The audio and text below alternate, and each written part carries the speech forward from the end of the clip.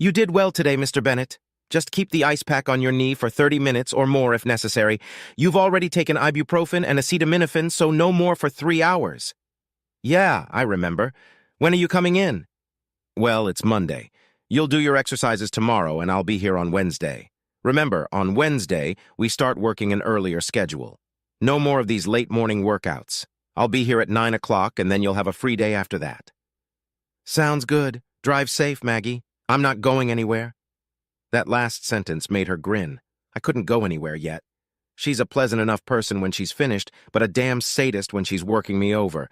10 days ago, I had knee replacement surgery on my right knee. I'd heard stories about post-op physical therapy, and there was nothing good about it except it won't last forever. I thought I could survive almost anything if I knew the end was just around the corner, but I guess everyone I know has a higher pain threshold than me.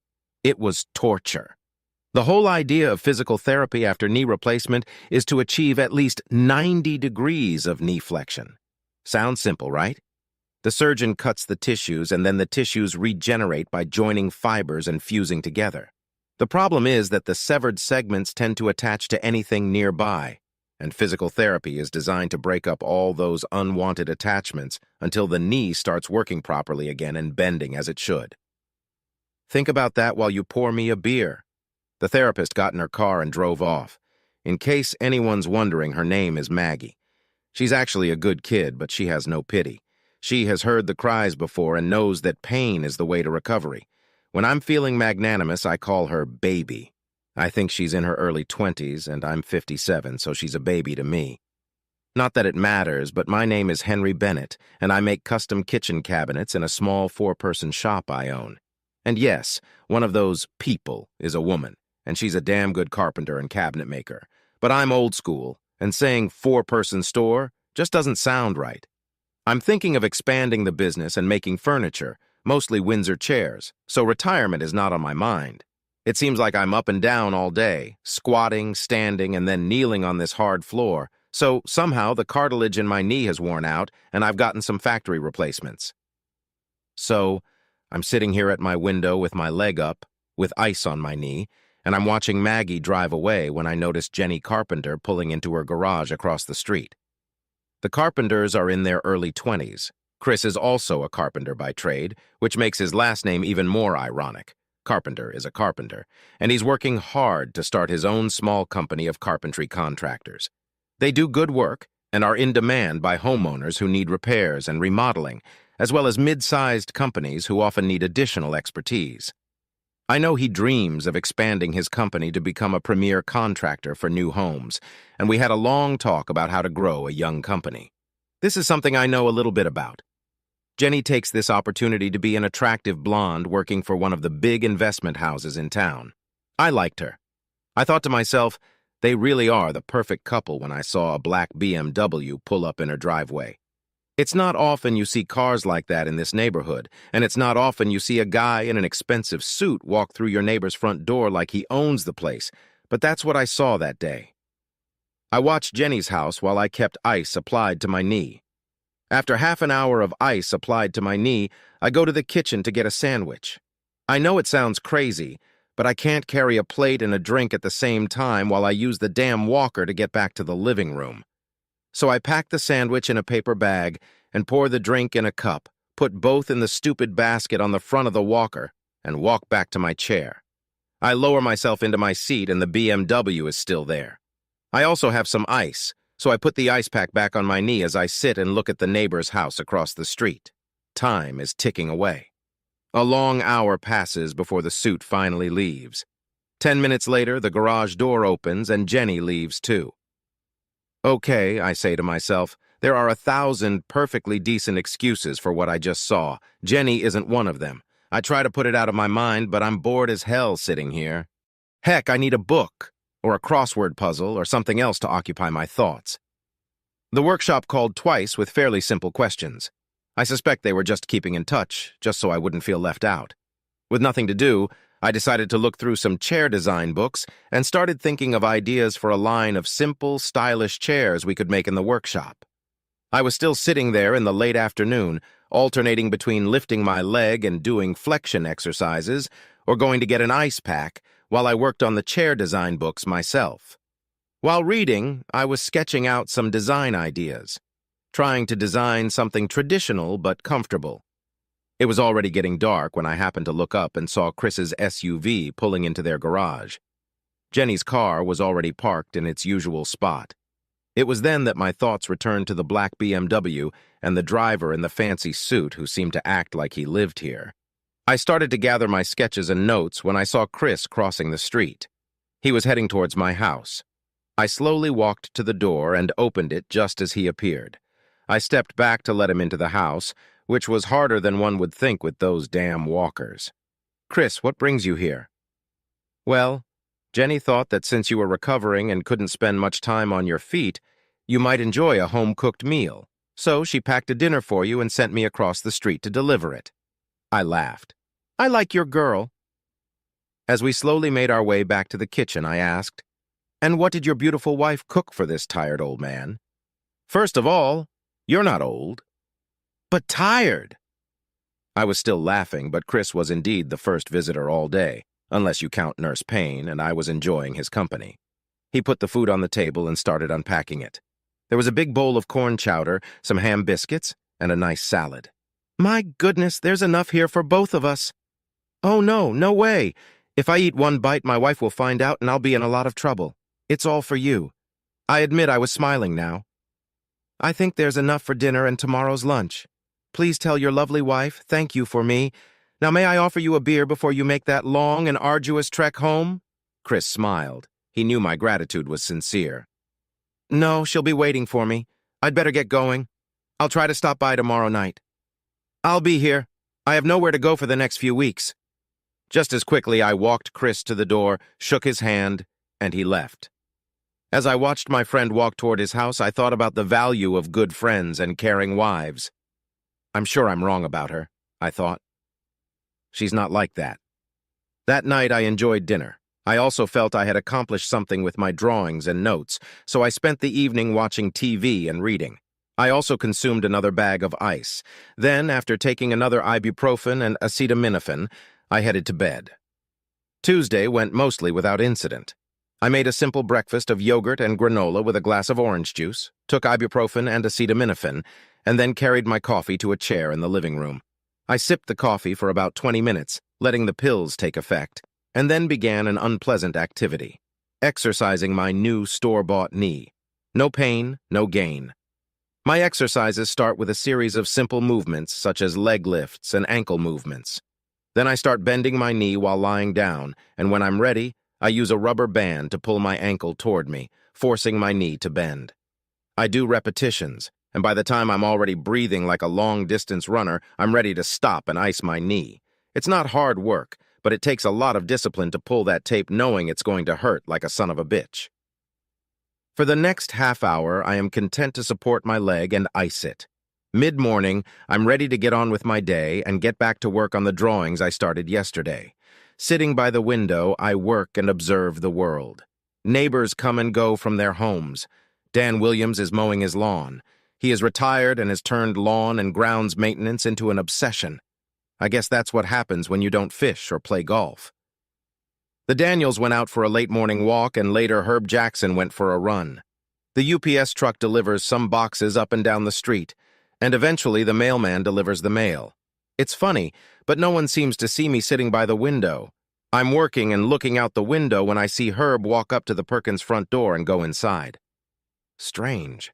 Jim Perkins is away on business this week. I keep watching and trying to work, and he walks out the back door after only an hour, walks down the driveway and heads for his house. I tell myself that I'm letting my imagination take over, but at the same time I start to think that I might be living in my own Peyton place. Is all of this really happening when I leave for work each day, and what exactly am I seeing? There has to be an acceptable explanation, so I try to brush it off and get back to work. By the time evening comes, I've exercised 3 times, taken my pills every 3 hours to, as they say, keep the pain at bay, and finished the last of Jenny's corn chowder and ham biscuits. Chris is home, and I haven't seen Jenny until her usual time, so again I try to rid myself of the thoughts that have come over me. Wednesday morning comes, and soon Nurse Payne arrives. Before she arrives, I have just enough time to make myself a light breakfast to calm those 2 pills in my stomach and have some coffee as an upfront reward for what's ahead of me. She has been especially hard on me this day, but claims that my knee is coming back to normal and that she expects full mobility. I remind her that I've never been this flexible, but she just ignores me.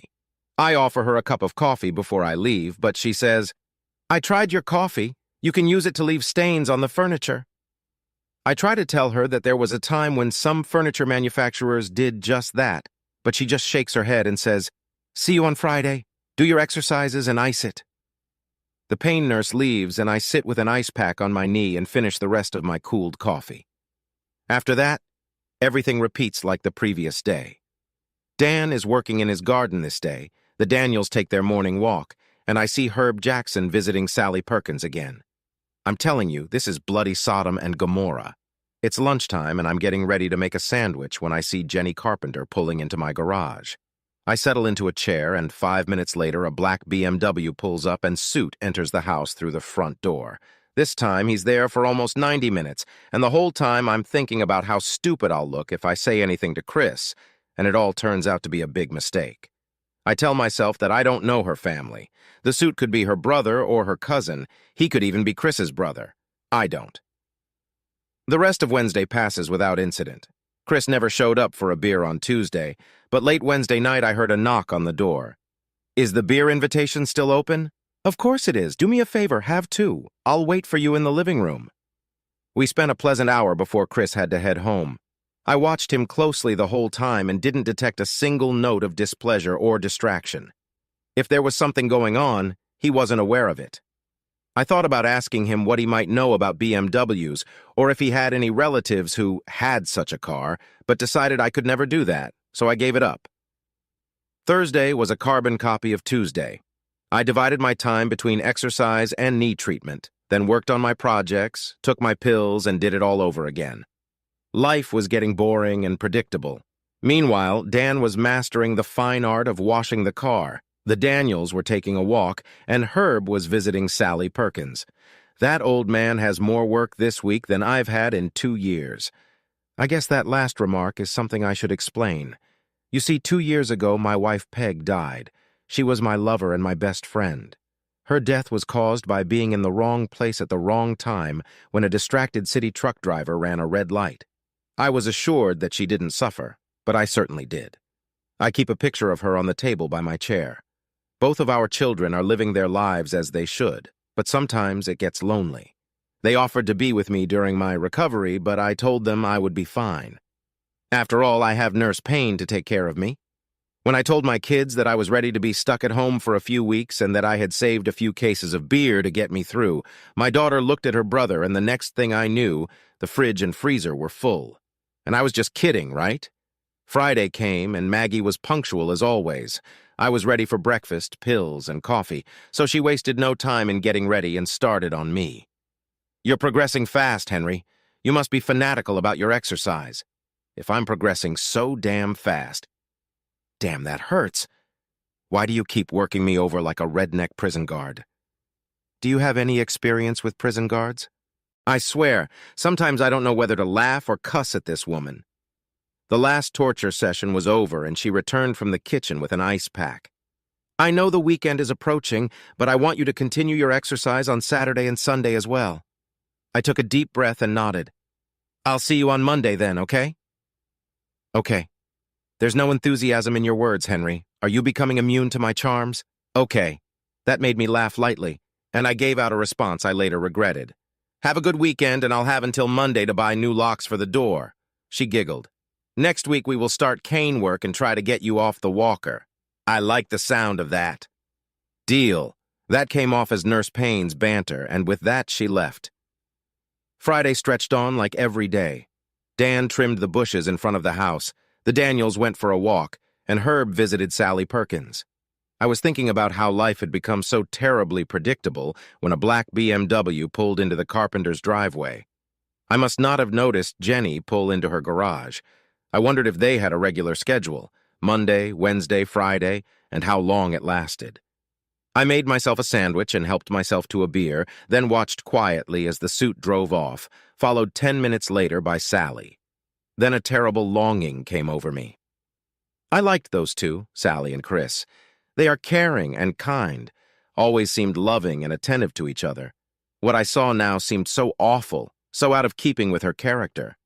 I searched my mind for a plausible explanation and recognized it was all speculation on my part, but it bothered me terribly.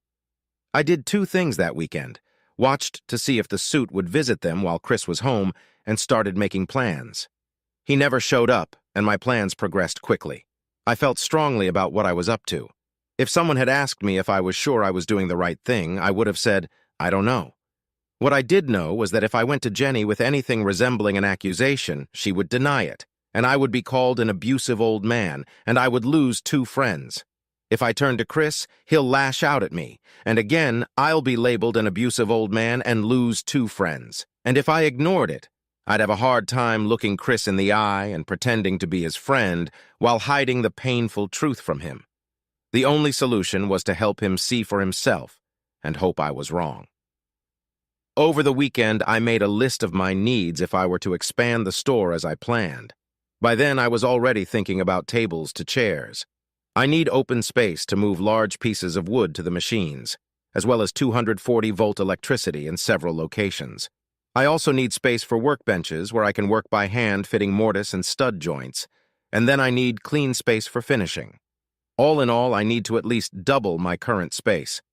I sketched out a few ideas, playing with a few concepts, until I realized that I also needed extra wood storage space because the tables need large pieces of hardwood, and the cabinets use a lot of high-quality plywood with quality veneers for the drawers. This was all turning into a lot of work. Sunday night, I went to bed with a heavy heart, knowing that the week ahead would likely be painful for someone, but I also knew that that someone could be me. Monday morning came, and with it came the arrival of Nurse Payne. I knew what to do, and by then, even I realized we were making progress. If torture meant I could go back to work, then so be it. She left me sipping my coffee again and balancing with an ice pack on my knee. I tried to work, but my mind couldn't focus. Dan was mowing the lawn again, and the Daniels were out for a walk. Jim Perkins was back from his travels, but he still had an office in the town where he worked, so Herb visited Sally Perkins again. I couldn't help but wonder why someone stays in a marriage if they feel the need to cheat on their spouse. Was it money, security, or just a bad habit? Wasn't it a game to them, some despicable way to bring a little excitement into their boring lives? They probably think they'll never get caught. I liked both Herb's wife and Sally's husband. They deserve the best. It was noon, and I watched as Jenny pulled into her garage and lowered the door. 5 minutes later, a black BMW pulled into the driveway, and I watched the suit re-enter the Carpenter house as if he lived there. The decision was made, and I knew what I had to do. An hour later, the suit left, and after a little while more, Jenny left. It broke my heart. Monday afternoon and Tuesday passed without much incident. I tried to do chores, answered the occasional call from the workshop, and watched the neighbors. Nothing seemed to change. Wednesday morning, I watched Chris leave for work. Maggie came over and checked on me, and then I sat with ice and coffee and watched her leave. It was time. I picked up my cell phone and called Chris. Chris Carpenter here. Chris, this is Henry Bennett. How's it going? Good, Henry. To what do I owe the pleasure? That phrase stabbed me like a knife.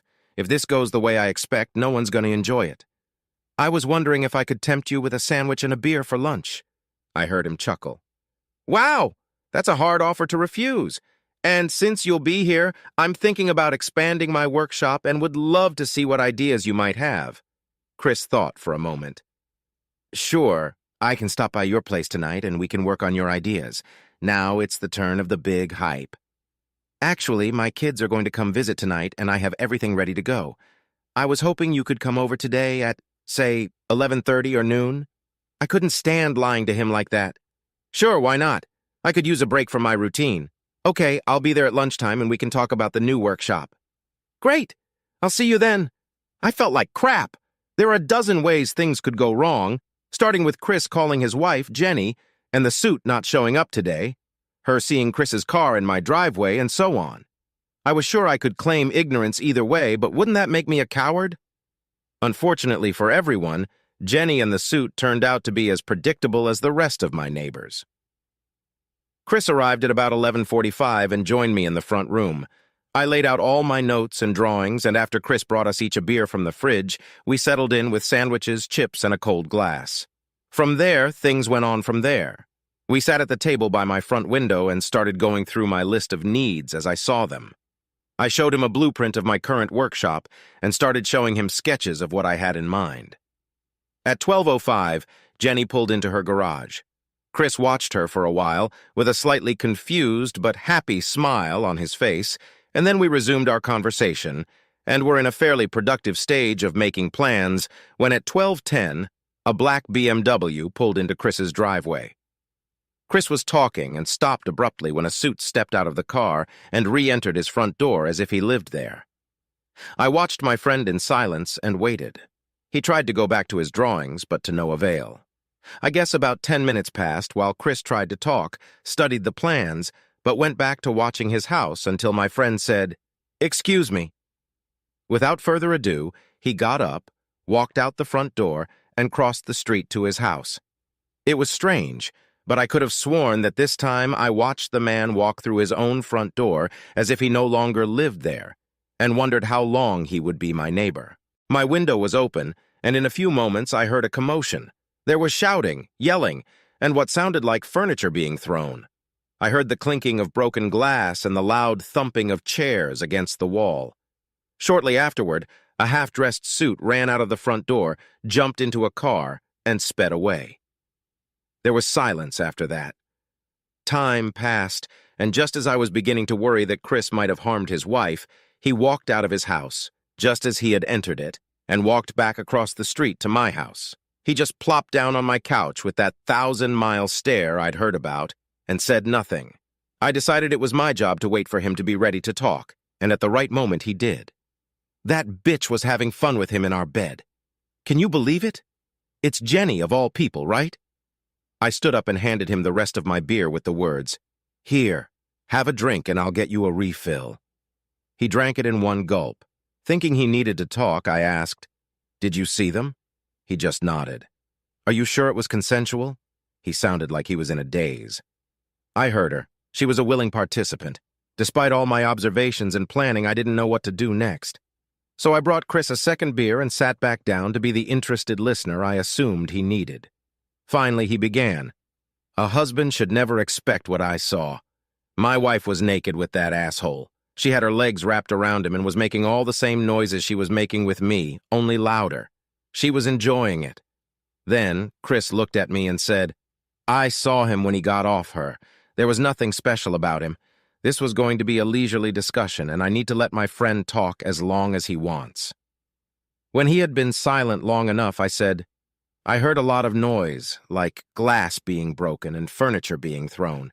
You didn't do anything you regret, did you?' 'No.'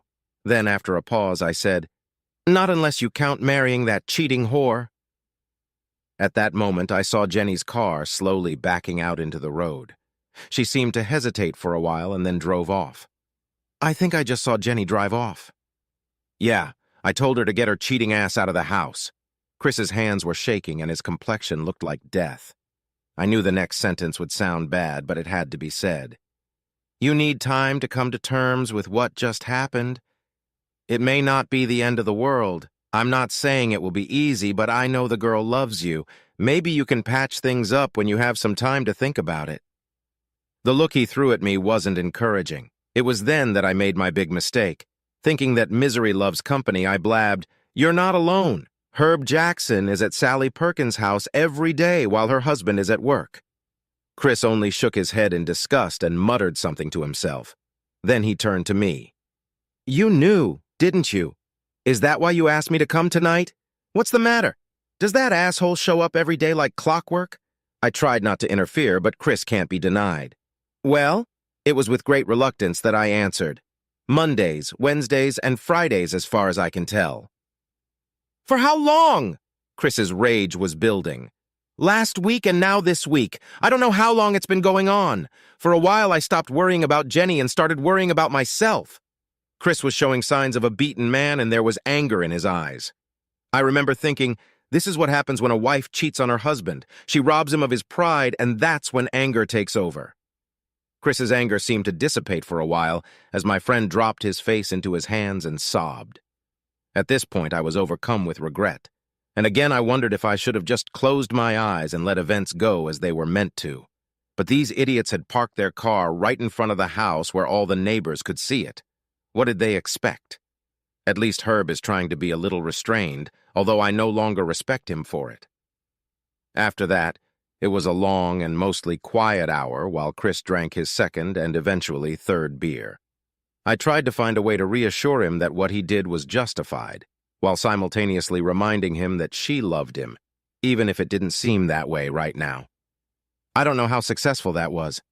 On his cell phone, Chris informed the office that he wouldn't be in today, and eventually went home after I invited him to stay as long as he wanted. He only shook his head, saying, "I'm going to have to face it sooner or later, and it's better to let it happen sooner." He left his car in my driveway and went back to his house a broken man. An hour later, he returned and I poured him another beer. He said, "I've cleaned up almost all the mess. There might still be some shards of broken mirror in the carpet." When I asked how the mirror ended up broken, he smiled. "The son of a bitch ducked. The chair missed him and hit the mirror. In a foolish attempt to support him, I said, I was surprised he was able to get away on his own. Yeah, I'm sorry about that." "Well, that's good. You don't want to end up in jail because of that asshole." He just shrugged and shook his head like he didn't know. We sat and drank into the evening. I heated up the leftover roast in a failed attempt to sober up, and Jenny never came home that night. Then, long after dark, Chris made the lonely journey back to his house. Thursday morning, Chris's car was still parked in my driveway, so I called his house after the allotted time, hoping he might be up and sober. He didn't answer the first time, but called back a half hour later. When I called, he was in the shower. I asked him, "Would you like some breakfast? I can cook or you can drive us somewhere." "Why don't I drive? Are you fit to drive?" He only laughed sadly and said, "Yes, I can drive. I'll be there in 10 minutes. He kept his word, and 10 minutes later he was at my door. We stopped at a diner in town where I decided my job was to just listen if he wanted to talk. There were other people around us, so we were quiet. The night before, Jenny had called late the night before, trying to apologize. She spoke through tears, and to Chris's credit, he kept his cool. He wasn't ready to see her, so she said that when he was ready, she would be at her sister's house. After that, I didn't hear much about their confrontation. Chris would come over once or twice a week, and we'd have a few beers while he asked vague and mostly introspective questions about the marriage. I got the distinct impression that things were not going well. That impression was confirmed when a "for sale" sign appeared in the front yard of the house. He said they were getting a divorce and that he was grateful they didn't have children yet. The most telling thing he said about it was that in therapy, Jenny admitted that she was very good at compartmentalizing her life, and that her lover had nothing to do with their marriage. Chris only shook his head and muttered, "Bloody psycho." And that was the end of our conversation. He learned that the affair had gone on longer than he could forgive. It was sad to see their marriage disintegrate, and I asked myself many times if I should have just turned a blind eye to it, in the hope that Jenny would wise up and Chris would never find out. Inevitably, I asked myself how I would have felt if I were Chris, and each time I decided that I would have hated the friend who kept this secret from me. Jenny and Chris divorced and went their separate ways. It took years before Chris confided in another woman, but when he did, it seemed like a good choice. He met a widow his own age with young children, and she knew what loyalty was. Chris had always wanted children and took to fatherhood like a duck to water. We remained friends, and he built an addition to my workshop. As for me, I never remarried. I've already told you that my wife died 2 years before her knee surgery. She was everything I ever wanted in a partner, and I miss her to this day. I decided that alone was my limit and didn't tempt fate again. However, I have a few girlfriends who have no complaints about me, can't get pregnant no matter how hard we try, and still like to sleep with a man from time to time. I have a good job, great kids, and company when I want it. Life is good. However, life wasn't so good for one Herbert Jackson. It all happened about 2 weeks after Chris discovered his wife with that suit. I was sitting by my window. By then, I was getting around pretty well with the help of a cane and was splitting my time between the office and home. I wasn't ready for shop work yet, but I was slowly getting there. I was going over the blueprints for the kitchen remodel and making an estimate when I heard the familiar sound of glass breaking and furniture hitting the wall. I looked over at the Perkins house and saw Herb Jackson running out the front door naked and running down the street with his pants in his hands, followed by Jim Perkins swinging a baseball bat. I said to myself, another one caught. Jim looked very motivated, and I estimated Herb's chances of making it home no better than 50-50. I never found out who tipped Jim Perkins off, but I suspect it might have been a very angry carpenter who lived nearby. A week after that, I finally went back to the shop, worked late, and thanked Providence that I was no longer sitting at my window watching the neighbors' lives in my own Peyton place.